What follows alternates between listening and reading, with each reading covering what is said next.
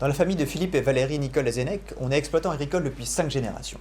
Leur ferme, qui a la particularité de se situer à la périphérie de Brest, a été l'une des premières à se convertir au biologique. Un choix de vie qu'ils ne regrettent pas, autant pour leur propre santé que celle de leurs clients.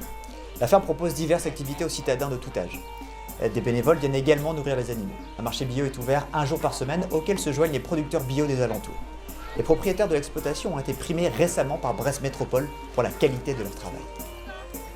C'était un concours qui était organisé par Brest Métropole dans le cadre en fait, de la conférence sur le climat international.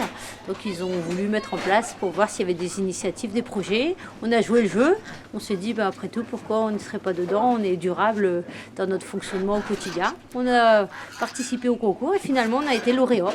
Donc on est fiers, c'est vrai que c'est une reconnaissance, surtout tous les Brestois ont un peu voté pour nous et ça nous a fait chaud au cœur. La ferme de Trambian, c'est avant tout une ferme laitière biologique, avec des vaches, 67 hectares pour pouvoir nourrir toutes les vaches et avoir des cultures pour alimenter notre troupeau. Mais c'est aussi une diversification qu'on y a mis en place depuis presque 15 ans. Donc en fait beaucoup d'accueil, de partage. L'idée c'était aussi de montrer aux gens de Brest ce qu'est une ferme et de pouvoir les accueillir et de partager, de montrer notre métier, les sensibiliser au bio. Ensuite, on met en place des animations ponctuelles, du genre le petit-déj bio qui a un grand succès tous les premiers dimanches de juin, l'accueil de scolaires. Et comment on a aussi un jardin partagé où on est actuellement, dans l'idée aussi que les gens de la ville qui n'ont pas de jardin puissent venir travailler la terre et se sentir bien sur un lieu un peu atypique. Ensuite, on a mis en place un atelier de fabrication de produits laitiers. Donc je fabrique des yaourts, du fromage blanc, différents produits pour les vendre à la ferme, mais aussi surtout pour pouvoir les intégrer dans les cantines et intégrer du bio pour les scolaires.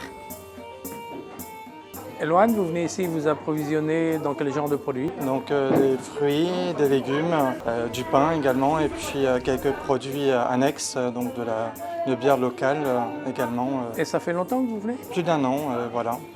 Et donc vous y trouvez matière à votre goût? Pour toutes les semaines, on a des produits différents, variés, et donc on a des produits de saison.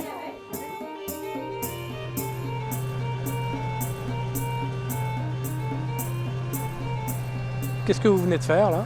Alors là, je suis en train de semer de l'orge brassicole en fait bio, pour alimenter un collègue qui s'occupe de la brasserie du Baril à Saint-Pierre.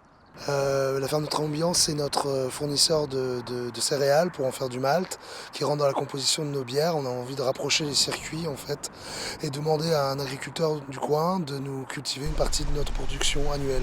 Le résultat va se faire à la moisson fin juillet, début août par là.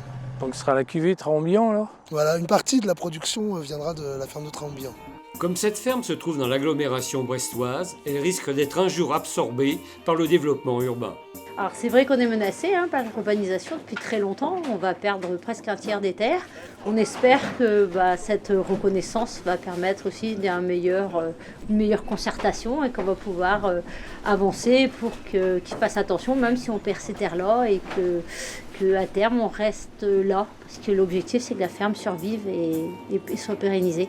Et puis on a toujours besoin d'une ferme en ville. C'est clair, je pense que c'est une grosse richesse pour Brest d'avoir des paysans bio.